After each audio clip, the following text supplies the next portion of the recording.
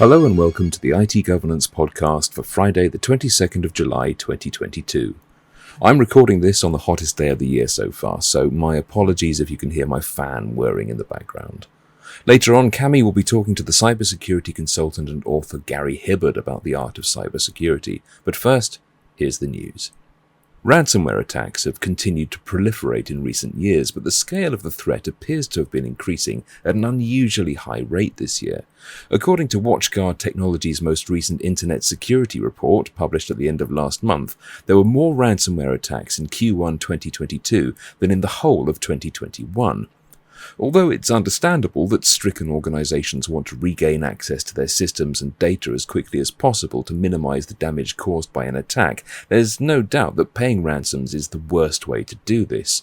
By giving their attackers what they want, organizations only encourage them to carry out further attacks. Far better to prepare for the worst, implement security controls to repel attacks, train staff to recognize phishing emails, back up critical data, and implement robust incident response plans. In light of the ongoing threat of ransomware to organizations in the UK, the National Cybersecurity Centre and the Information Commissioner's Office have issued a joint letter to the Law Society, reminding the legal profession not to advise their clients to pay up if they fall victim to ransomware attacks. In recent months, the letter says, we've seen an increase in the number of ransomware attacks and ransom amounts being paid, and we're aware that legal advisors are often retained to advise clients who've fallen victim to ransomware on how to respond and whether to pay. It's been suggested to us that a belief persists that payment of a ransom may protect the stolen data and/or result in a lower penalty by the ICO should it undertake an investigation. We would like to be clear that this is not the case. It continues, for the avoidance of doubt, the ICO does not consider the payment of monies to criminals who have attacked a system as mitigating the risk to individuals, and this will not reduce any penalties incurred through ICO enforcement action. So, if you are unfortunate enough to have to deal with a ransomware attack and need to explain to senior management why handing over a large sum of money is a bad idea, remind them that this will probably only be the first in a series of potentially large payments that they'll have to make, and point them in the direction of the ICO's and the NCSC's ransomware advice on their respective websites. Phishing is the most common means by which criminals spread ransomware and other malware, which is why so many people and organizations rely on multi-factor authentication or MFA to help protect against credential theft. It's therefore something of a concern that Microsoft's Threat Intelligence Center has revealed a large-scale adversary in the middle or AiTM phishing campaign that's targeted more than 10,000 organizations since last September. In AiTM phishing, the attackers use a proxy server between a target and the website the target is visiting to intercept the target's password and the session cookie that authenticates their session with the website, effectively skipping the multi-factor authentication process. Microsoft reports that it has detected multiple iterations of an AiTM phishing campaign targeting Office 365 users by spoofing the Office Online authentication page using the Evil Jinx 2 phishing kit as their AiTM infrastructure. In one campaign, the attacker sent phishing emails informing the recipients that they had a voice message. When the recipient opened the attached HTML file, it was loaded in the user's browser and displayed a page informing the user that the voice message was being downloaded. Victims were then taken via a redirector site that confirmed their username to a phishing site that copied the Azure Active Directory sign-in page. When the victim entered their credentials and got authenticated, they were redirected to the realoffice.com webpage while the attackers used the credentials and authentication to access the victim's account. They were then able to use the compromised accounts to lend legitimacy to further phishing attacks, in particular business email compromise attacks that impersonate senior executives in an attempt to conduct financial fraud or induce staff into disclosing sensitive or business information. Multi-factor authentication is of course only one of many security controls that organizations can deploy. Phishing prevention and detection controls help, as do website filtering and tools like Microsoft Safe Links and Secure DNS. However, staff awareness training is key. Learning how to recognize potential threats and understanding what to do if and when you do click on something you shouldn't have clicked on is paramount to your organization's security, especially as the number of phishing attacks is increasing. The Anti-Phishing Working Group's most recent phishing activity trends report, covering Q1 of 2022, found that there were more than 1 million reported phishing attacks in the first 3 months of this year, the highest number of attacks that's ever been reported in a quarter. According to the report, the industry most likely to be targeted was the financial sector, with 23.6% of all incidents in Q1 affecting organizations that provide financial services. The next most frequent targets were software as a service and webmail providers, with 20.5% of incidents, and e-commerce sites and retail stores, with 14.6%. It also found that 12.5% of phishing attacks target social media sites, while cryptocurrency platforms account for 6.6% of incidents. Attacks targeting senior executives are also on the up, with the majority of attacks using BEC. In the first quarter of 2022, 82% of BEC messages were sent from free webmail accounts, the most popular being Gmail, which accounted for 60% of BEC scams. The report also found that the average sum that scammers requested in wire transfer BEC attacks in Q1 2022 was $84,512, about £71,000. This is a significant increase over the previous quarter, in which scammers requested $50,027, about £42,000 on average. So now, more than ever, it's essential to be careful what you click. Don't open suspicious email attachments, exercise extreme caution when asked to transfer funds, even if the request appears to come from senior management, and report potentially unsafe emails to your IT team. You can find out more information about phishing on our website at itgovernance.co.uk/phishing. That was the news. Now, for many people, cybersecurity is a rather mundane undertaking with little opportunity for imagination, creativity, or individuality of expression. But for Gary Hibbard, there's an artistry to cybersecurity. Earlier, Cami caught up with him to talk about his new book, The Art of Cybersecurity, a practical guide to winning the war on cybercrime, which is published by our sister company, IT Governance Publishing. Welcome to the podcast. Can you start by telling us a little bit about your background? So how did you get into cybersecurity? Yeah, sure. So, in actual fact, I saw a film when I was about 14 years old, which was a long time ago now. And the film was War Games. So this is back in the early 1980s. And this film, for anyone who's not seen it, War Games is all about a young hacker who almost starts World War III because he hacks into NORAD, a military installation, and thinks he's playing a simulation, but inadvertently almost sets off nuclear weapons and all the rest of it. So it was a fascinating film. It was probably the first one that I watched at that age, all about how computers can be used, and it had elements of social engineering, although it wasn't called that at the time, and backdoors into systems. So I was fascinated, and I just wanted to learn everything I could about computers. So that's what I did. I learnt computer programming, so I learnt COBOL and Fortran and C and C++, and I left school and went straight into working in offices. And any opportunity I had to get my hands on a computer, I took it. And that's all I've ever done, which is worked in IT. And cyber security, or information security as it was known back then, and data protection. Just that's all I've ever done. Yeah, just basically you've grown into it. Yeah, absolutely. So a lot of people come into cybersecurity usually from an IT background, and that's definitely the journey that I took. But for me, as I said, when I saw that movie and I learned all about what a hacker was, I wanted to become a hacker. Remembering 36 years ago, hacking didn't have any real negative connotations as such as it does in the press, in the modern press. There wasn't really a term of white hats hackers or black hats. It was just people who enjoyed taking systems apart or software apart and understanding how they worked, but then putting them back together again in a way that benefited you rather than the person who developed the system. That's really the essence of what hacking is. But you chose to use your powers for good. Absolutely. Yeah. My role has always been about or my desire has always been about helping people and just helping them understand the risks. And when I worked in companies it wasn't just about the technical aspects, it was also the people aspects as well. So I was always firmly a believer in the technology was merely a vehicle that allowed people to move data around. So the technology for me has always been secondary. It was the people aspect, but definitely helping people is what I always wanted to do. Yeah, absolutely. That's great to hear. And obviously, well, you've clearly been in the industry for a little while. How has the perception of cybersecurity changed since you first started?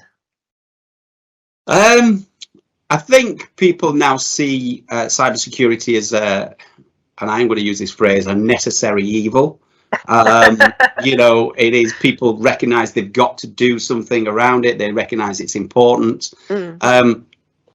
I think there is a perception that still permeates, which is that it's a very technical subject and that it's quite dull and quite boring, which I find incredulous. I can't understand how anyone could say that this topic is boring and dull. But of course, when I was at school, I had all the nicknames. I was called the geek and the nerd and the prof. That was my nickname at school was prof, short for professor, because I was quite nerdy and quite a bit of a bookworm.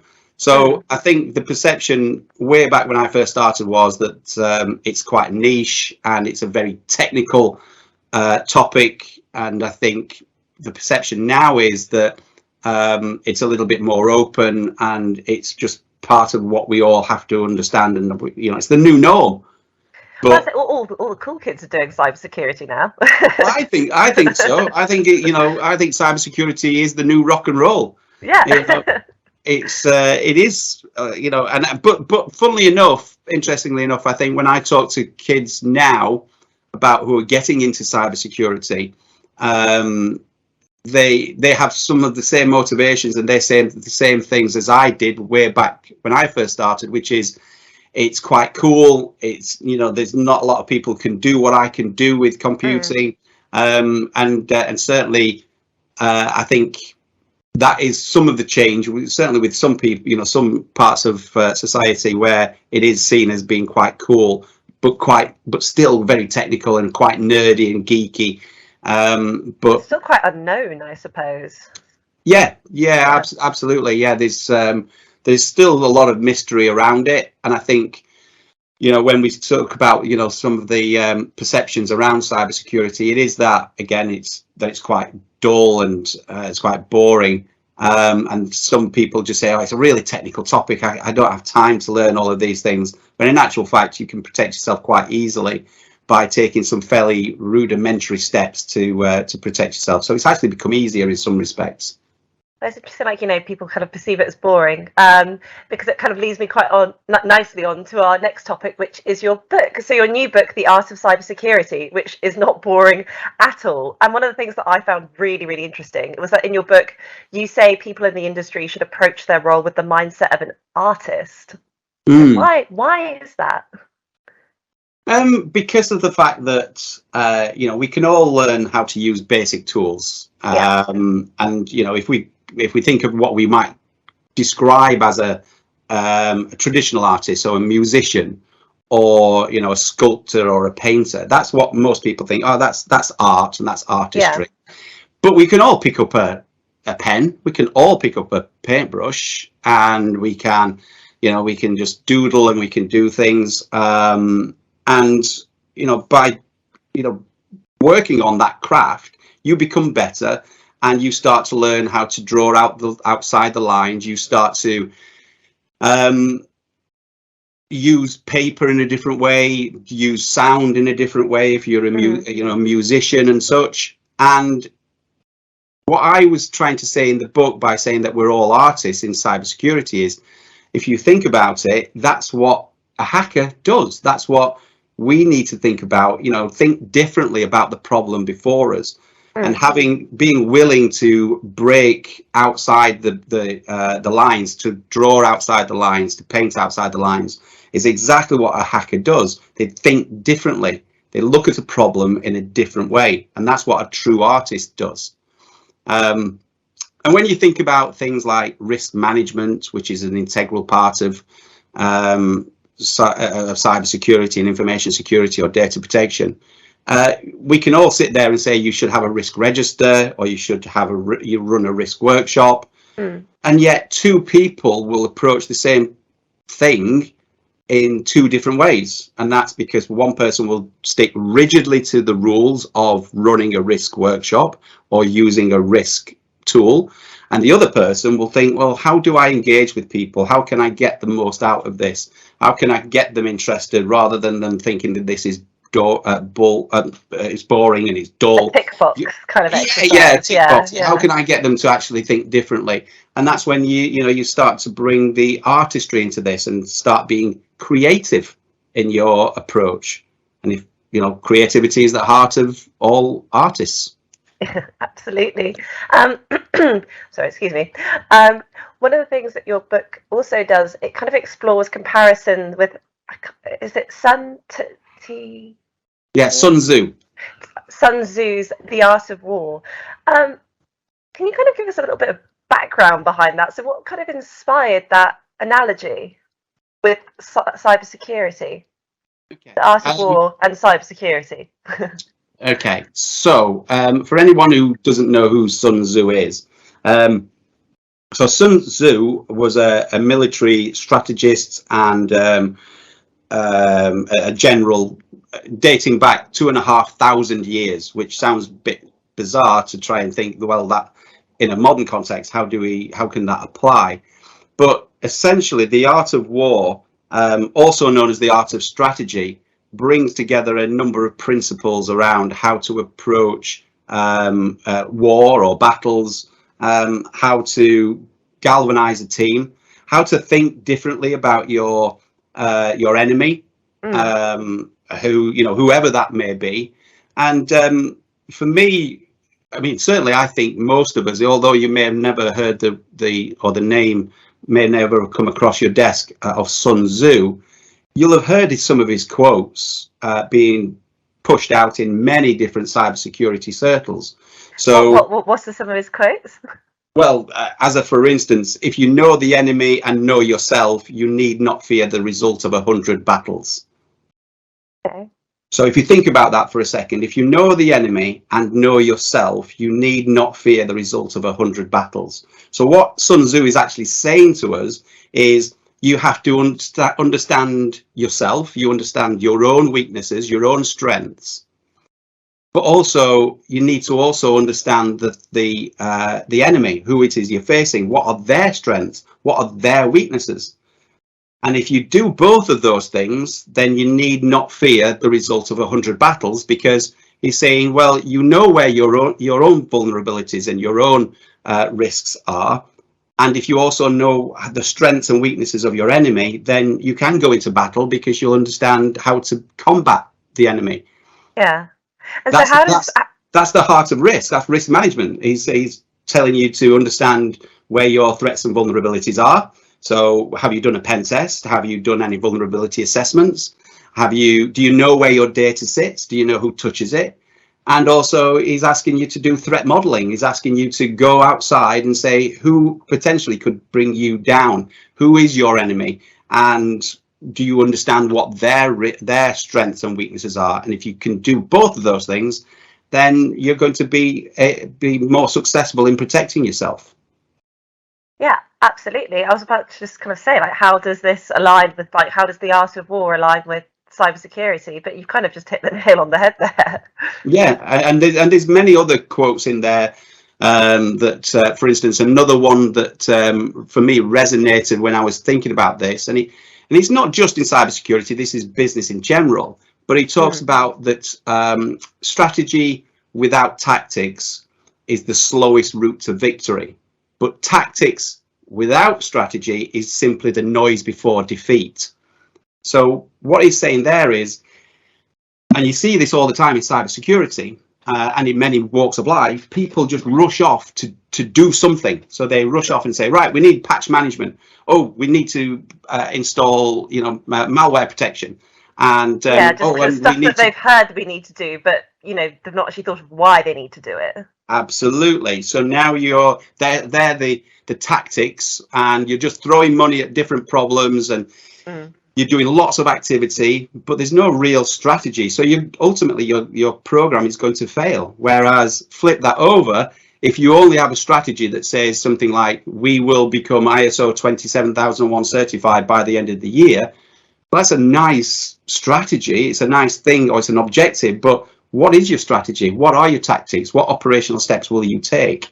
So again, this is where Sun Tzu gives us something quite nice to kind of go, yeah, actually he's right. If we just have strategy and no tactics and no operations, then it's going to be a real slow jog or journey to get to where we need to be. So yeah, so they're two of my personal favorites that apply to cybersecurity. So there you are. Yeah. So can I be quite cheeky? And is there a favourite sort of paragraph or phrase in your own book, The Art of Cybersecurity, which, just for our listeners, you can purchase on IT Governance Publishing? Is there a favourite sort of phrase or part of your book that you could read to us? Yes. Okay. So yeah, I mean, the book itself, as you already rightly said, it's broken up into two parts. The first, I genuinely often describe the first part, which talks about cybersecurity as an art form and about how important it is for us. I often say it's a love letter to our industry. So this is written from me to everyone who's in cybersecurity as a way to almost a call to arms and a call to action to think differently. And the second part is, as you've said, it's more around the Sun Tzu and the strategies that he talks about and how we can employ them in this modern day and age. So this is a section, it's the conclusion of the first part of the book. So I'll read this. So anyone can get into cybersecurity, just like anyone can draw. But the truly great cybersecurity people out there are artists. They use their hands, heads, and hearts to create something special. An artist is someone who dares to destroy, rebuild, and create. Doesn't that sound familiar? Doesn't it sound like the world of the hackers and cybersecurity exponents we come across every single day? It's worth remembering that the social engineers we all fear or venerate are simply modern interpretations of the common con artists. The confidence trickster who uses their skills and powers of manipulation against us. Art is subjective, it is powerful, and it has the potential to change lives. To fully protect our world, we need to recognize the artistry in what they do as well as what we do. There you go. That is brilliant. I love that. And just to everyone that is listening, you can buy Gary's book, The Art of Cybersecurity, at IT Governance Publishing. But I think that is all that we have time for today. So, Gary, it has been absolutely fantastic to have you on the show. And yeah, everyone, go and buy the book. Thank you very much. Nice talking to you. Lovely talking to you. Thank you. Bye-bye. Bye-bye. Thank you, Cami and Gary. Well, that's it for this time. As ever, you can get in touch with us either by leaving a comment on the blog or via Twitter at ITGovPod, that's my account, or at ITGovernance. We'll return in a fortnight, but until then, our archive is on SoundCloud, Amazon Music, Spotify, and Apple Podcasts. And you can find everything you need to implement and maintain cybersecurity defense in depth on our website, itgovernance.co.uk.